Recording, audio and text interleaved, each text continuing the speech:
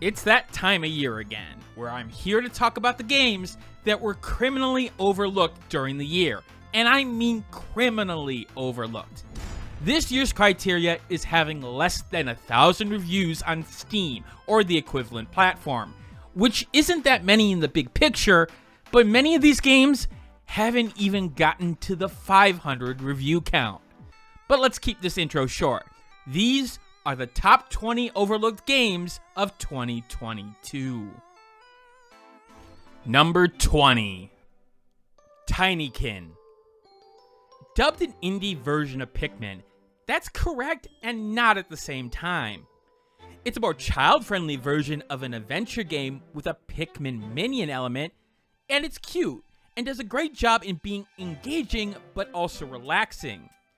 Those expecting a difficult action puzzle game, however, like Pikmin, would be mistaken the look here, as while the game was engaging, I did want a little bit more substance in the challenge portion of the game.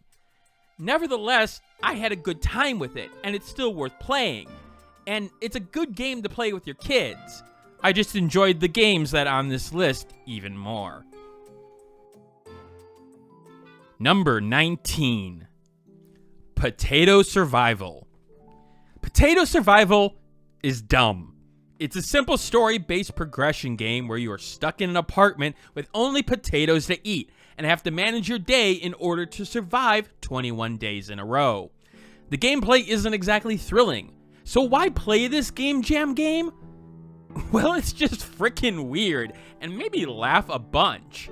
It's nonsensical, has a charming yet outlandish art style that feels like a Japanese variety show, and it's oddly fun in a how the hell is this working kind of way. For $4, you could do a lot worse, and I'll say this, it's memorable. Really memorable. Number 18. I See Red. In a sea of twin-stick shooters with roguelike elements, I See Red's striking visual style using monochrome environments with a hint of red to highlight action and important elements works well. But the game is defined by the inclusion of the grappling hook in combat to create chaos, yet creates a skill barrier that really rewards smart positioning and threat management. There's a good variety of guns, even though there's only a few, and abilities help keep the game fresh even after a few hours. And the fact is, you'll like throwing things back and forth. You will need to get used to the UI and some of the controls in the early going. And it's a game that I do want to get more in terms of going back to it, as I want to see the late game elements. But at $10, it's worth a shot for those looking for a new roguelike to dive deep into. Number 17. They Don't Sleep. A short, contained experience where you have to manage a lady and her baby from the hordes of zombies outside. It's got some good pacing in its management, but does allow for all players to succeed, with the restarting element with skill enhancements, and there's enough randomness to allow for some replayability along with some modifiers. It's a good infection vector for strategy management games, so pick it up if you're always were interested in the genre. Number 16. Mechanibot. Falling in the pseudo-strategy roguelite genre, Mechanibot does a great job with having variation in units and upgrade paths that are simple yet fun to explore, without being too complicated for newer and unskilled players in the genre. The playfield design and enemy sizes feel like it's been refined to really maximize the experience you're having, and even in the long run I wanted a tiny bit more variation in the enemy variety, I enjoyed what I played here. It's pseudo-tower defense, pseudo-strategy, and it's a perfect game to pair with a YouTube video in the background or your favorite podcast. Check it out. Number 15. Circus Electrique. So imagine Darkest Dungeon in a sense, but with a circus and steampunk theme. That's Circus Electrique in a nutshell. but that is oversimplifying the amount of choice and interactions in the game. You have to not only manage your circus and perform to earn resources, and your troop with upgrades and items to synthesize, but you have the whole combat part of the game. It's got the depth of Darkest Dungeon's combat, with the status effects, the rows, the stress to manage, and it all works well here. Granted, the reason why it's lower on the list is that it's almost too much. General players of the genre will get overwhelmed with everything they have to do. But if you want a tactical RPG that you can bite into and want some style with it, along with a reasonable story, Circus Electrique is going to spark your interest. Number 14. Metal Mind. Mix a top-down shooter like Enter the Gungeon and combine it with mech construction of sorts, and you get Metal Mind in a sense.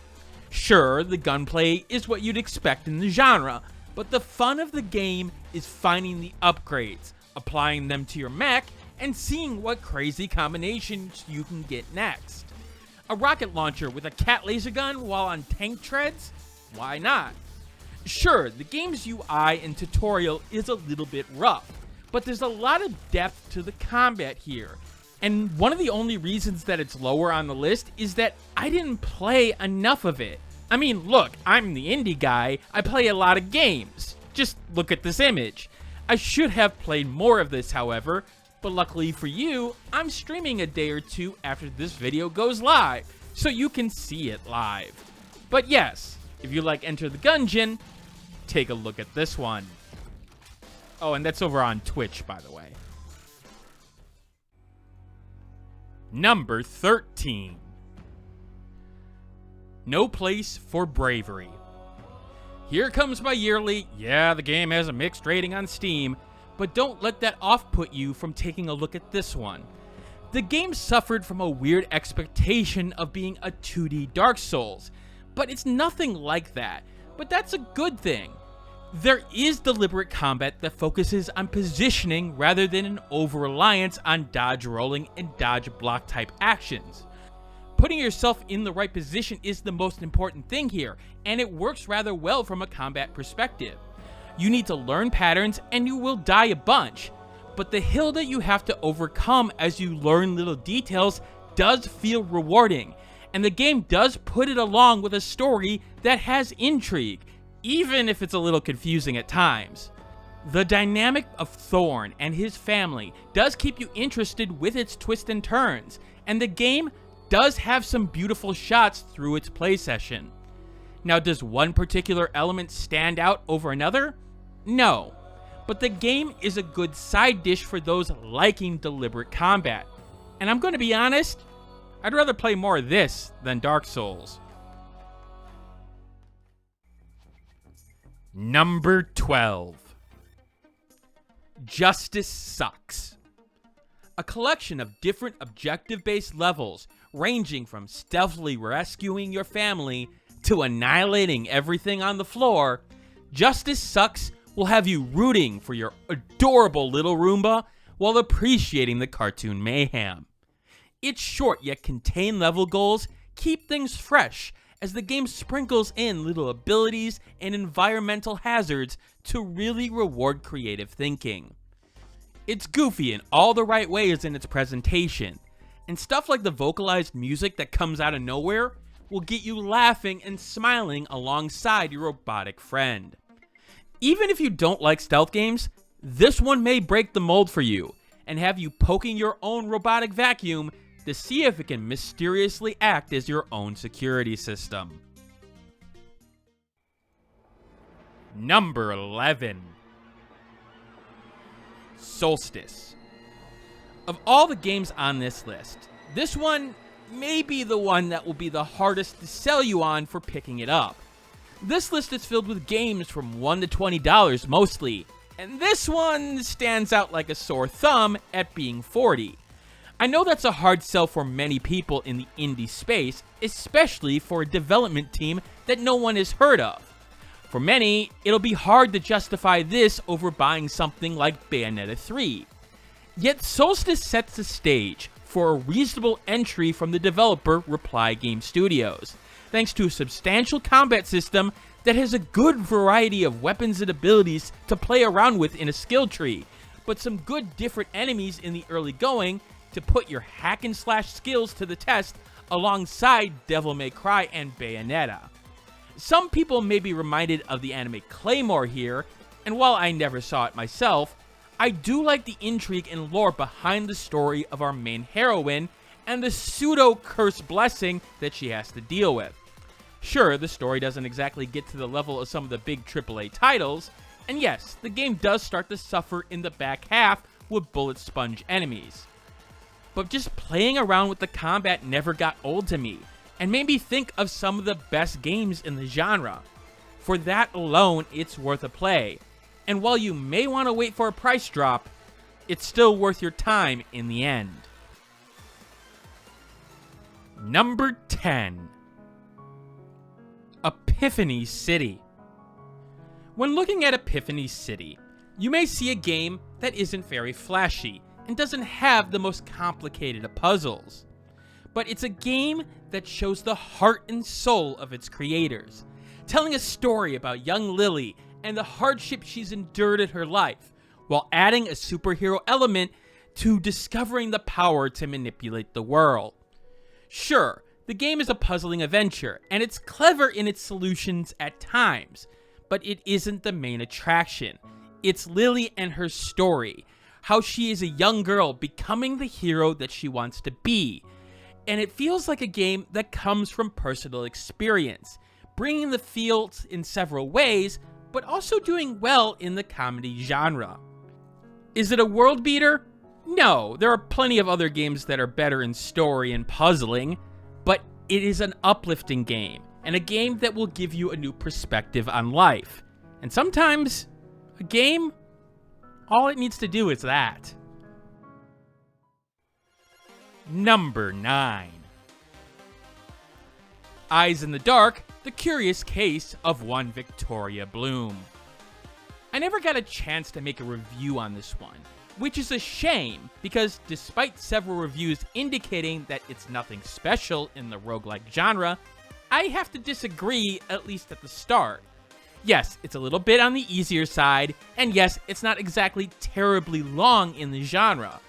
Now that I've got some of the negatives out of the way, the game's focus on flashlight-based combat allows for some interesting weapons and movement, as a good collection of trinkets and upgrades are available and can change your combat options reasonably. The game is focused on helping out specific sections of the house, each having their own boss monster associated with it, and get used to taking these guys down because they are the main part of the game and they are reasonable. It helps that the game's presentation and story does a good job of being really stylized and compelling. You want to see more of the house and figure out what exactly is here. And while it can't keep it up due to the repetition of going back to these rooms over and over again, even with the roguelike, the sort of construction element of the actual levels, it's still fun to play. It just doesn't hold up over time. After 6 to 8 hours, you've got an idea of what the game has to offer. So, it's worth a play, it's just not on the top of this list. Number 8. Gun Devil. While the game is a prototype for a future game, the game right now is a good hour or less side-scrolling shooter experience that has a great difficulty curve and fun weapons and enemy variety for the length. It's got a very distinctive style, with visuals that remind of games like Undertale and Helltaker, but has its own heart put into it, along with an overly goofy story that's stupid in all the right ways. The music is catchy, and the screen does have an explosion of color and effects. It's got a good amount of different weapons and challenges, and forces you to reevaluate how you attack things when you run into issues. You will die, but you'll learn enough to avoid it over time. And there's really solid platforming level design here. Lastly, it's free. Like literally free. There's no excuse not to pick it up. No excuse. Number 7. Card Cowboy. Look, it's a cheap game that came from a game jam idea, but trust me, play it through 2 or 3 times, and you'll be laughing your ass off while you do. The combinations of cards are cute and lead to legit moments where I was dying on the Twitch stream of the game. The cute presentation adds to the ridiculousness of everything that's going on story-wise. And honestly, I don't want to say anything more about it, mostly because I don't want to take away from the experience that you'll have. Look at my history of great games on the channel that I've said to buy before anyone else. It's a few bucks. Just believe me on this one. You'll be glad you did. Number 6. Dwerve. When you hear tower defense, you're immediately thinking of a strategy game, and not an active action game. But Dwerve brilliantly takes the genre and helps to define a unique experience. The fast pace of action as enemies come at you and force you to make decisions quickly with your limited resources to keep yourself alive is fantastic. The ability to destroy turrets quickly, but giving them some build-up time to allow enemies to get to them makes your decisions important. And with a reasonable variety of turrets and upgrades, along with a good selection of enemies and level layouts, you get a good pace of difficulty and challenges, even introducing stealth sections of all things. I wasn't bored during the entire game, and quite frankly was impressed on how well the game design worked here in this new format. In addition, the presentation art style is colorful and draws your eye, and the animation does a great job of highlighting the action. The story, while following the template of a hero that is a little different, having to prove his way of viewing the world is just as valid as others, does a good job of establishing interesting characters to go through various arcs, and makes you want to keep playing through the ever-increasing challenge of the game. What Dwerve shows is a developer that understood the basics of the tower defense genre, but had a vision of a new way to play, and is definitely worth trying even if you don't necessarily like or have played a tower defense game before, because you may like what Dwerve has to offer. Number 5. The Upturned. Horror comedy, in my opinion, is one of the hardest lines to walk, especially in the media of video games. Keeping a balance of humor and fun, while still being able to shock and startle a variety of players of different backgrounds, usually leads to a divisive experience. Yet from what I've seen to the reaction to the Upturn, it's been relatively positive, and rightfully so. The physics-based leveler allows for chaotic moments, such as throwing items at enemies that are trying to swarm you, or straight run for your life as you attempt to stay out of the water as a hungry creature tries to munch at your feet. Each level provides a different and new challenge, changing things ever so slightly, but staying in a solid basis of physics-based shenanigans. The thing is though, the developer wisely implemented the controls that can feel a little bit wonky at first, but complements the level design and breathes new chaos into situations, which is what the game is going for. And let's face it, where's the fun in everything going 100% according to plan? It helps that the game understands how to play around with you, using music cues to emphasize moments that are going to mess with you. And the sound design is generally brilliant.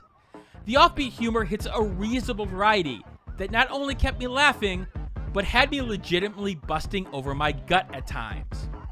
If you want a good time, the Upturn will be a fantastic game to add to your collection, especially if you like some laughs.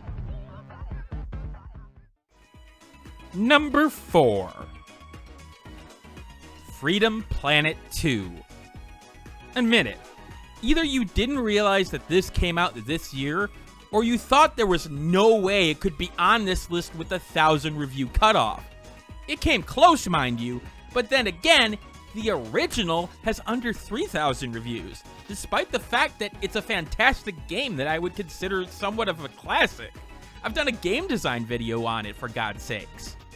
Nevertheless, calling Freedom Planet 2 a classic Sonic clone would do it an injustice in the big picture. It takes the classic design of the Sega Genesis Classic and redefines it for a modern audience.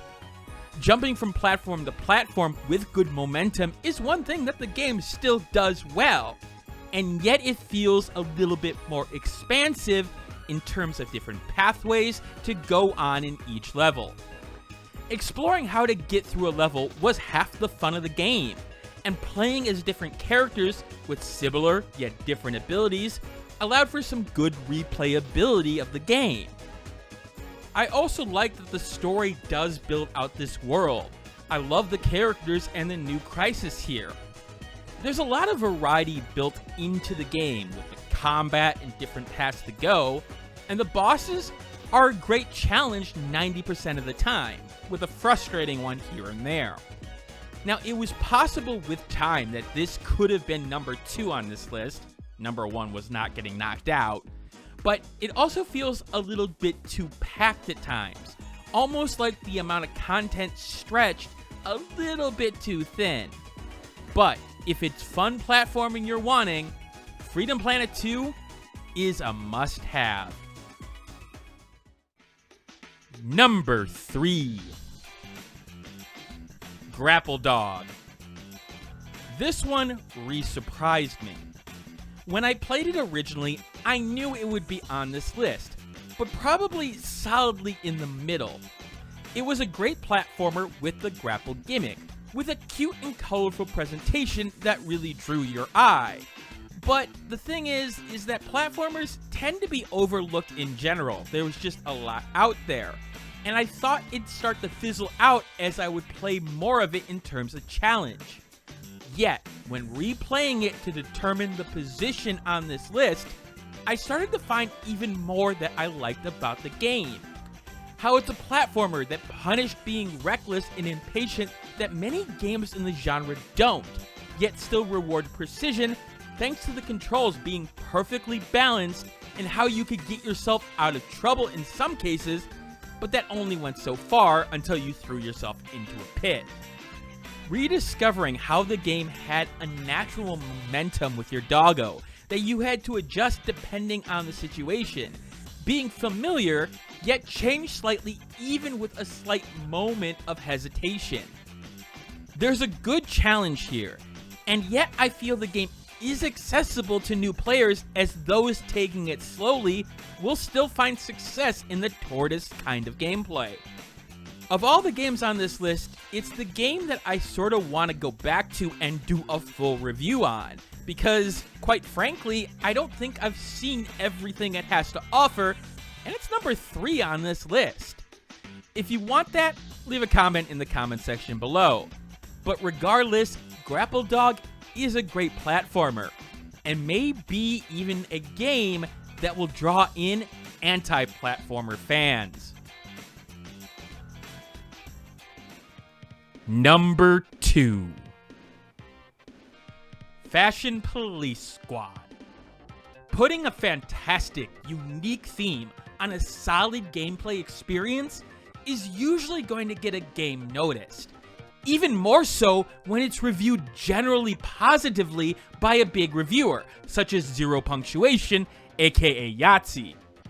Regardless, Fashion Police Squad's commitment to its Vogue theme of throwing the book at baggy suits and socks with sandals, it's clever in a way that will bring a smile to your face hour upon hour. With a funky soundtrack and a striking 2D versus 3D pixel style that surprisingly works well in action, you'll enjoy both the subtle and non-subtle humor here, along with the 80s and 90s references to sci-fi, cartoons, and pop culture. The gameplay will remind FPS fans of more 90s arena shooters, but does have its unique quirks to distinguish it. Each fashion crime must be solved a specific way, whether that's tailoring a suit around an up-and-coming businessman, or fitting the crazy Karen's potato sack to be a beautiful dress. The frenetic pace of jumping from one priority target to the next while dodging as much damage as possible is thanks to that specific solution design, and allows the game to throw new environments and different enemy combinations to push you into new stressful situations that you'll enjoy overcoming. The game's bosses do well in setting a challenge that is fun and unique as well. And sure, it has slight clunk in certain parts, such as the swing mechanics of the belt. But nevertheless, Fashion Police Squad struts down the runway like a RuPaul Drag Race contestant, confident in what it delivers, and worth playing when you can. And finally, number 1. NeverAwake. Games like NeverAwake are the reason that I make this list. That even though my reviews may not get seen a lot at times, that hopefully I can introduce just 1, 2, 5 people to a game that is a masterpiece of its class, one that no one has ever heard of, and those people can share it to others. It's not just my overlooked game of the year, it's my game of the year. And that's with playing some great contenders in Neon White and Vampire Survivors. Sorry, not the Elden Ring kind of person. And like those games, NeverAwake took its genre, the preconceived notions and assumptions of it, and turned them on its head. NeverAwake takes the shmup and top-down shooter genre and reinforced its strengths, gracefully dodging bullets and enemies and taking them out one by one, while looking on what's upcoming to put yourself into position to deal with the next problem. NeverAwake's unique gimmick, however, involves how to beat a level, which is generally gathering 100% worth of souls. See, the level goes until you complete it, so looping through and the game getting harder on each loop means that you have to be on your game and not too passive, but still be aggressive enough to grab those souls. A wide variety of weapon types and accessories allow for situational loadouts based on the stage that will play to your strengths. And frankly, no 2 stages in this game, despite having similarities, really felt the same, which is a testament to the design here. Bosses are big and challenging, and good challenge modes and score chasing helps to really define the experience as its own thing. But surprisingly, NeverAwake does one thing that many shmups and top-down shooters fail to do: weave a story and presentation so well into the gameplay that they go hand in hand.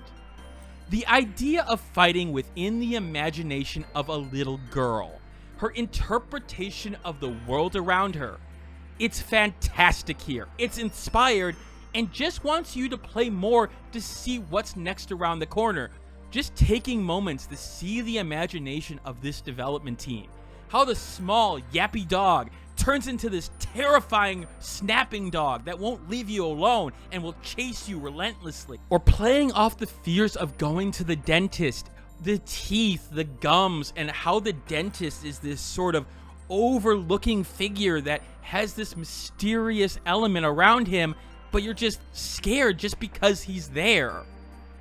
The little story elements in between levels helps to define the world a little bit more, especially those elements that you have to earn, those photos that give you a little bit more about this girl, about her world, and about the people around her.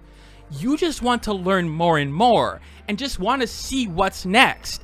And even now, with the interpretations and the design that was here, I'm still thinking about what the game showed me, what kind of themes it had. This several months after it came out. It's a game that sticks with you. And when it comes out on the Switch next year, I will be buying the game again and playing through it again. Now, this is very important. I don't replay games a lot, mostly because, well, I'm going to review the next one. There's just too little time to replay games, in my opinion, when I've got another one to cover. So for me to go back and play a game just for fun, just for the experience again, you know perfectly well that it is a masterpiece.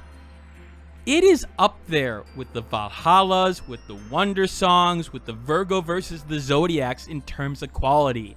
And the fact of the matter is, I really hope this video, and particularly this entry, gives people a little bit of hope in terms of the indie space or the gaming space in general. Because something so unique, so interesting, so wonderfully designed to be able to take the genre in a whole new direction and still feel familiar but be fantastic, that's what gaming needs. And so I ask you to give the game a chance. I have a whole review on it, but the fact of the matter is, it's better if you experience everything about the game as blind as you can. Just pick it up. You'll be glad you did. And that's it for this year's list. Now, did I play all the games that I really wanted to for this list? No, but I had to cut off somewhere, and the fact of the matter is, I went through 50 or so games for the list that were candidates. Some new, some old, and some in between. So I do appreciate any feedback on this format or games that you think were overlooked in the comments section below. And if you like this kind of content and want to know more about indie games that you've never heard of, maybe hit that subscribe button, because that's what I do. Or go and follow me over on Twitch as Dragnix Mod, because I stream 2 to 3 new indie games per week most of the time. Anyway, that's it for now, and as always, keep on gaming. Especially if it's a game you've never heard of.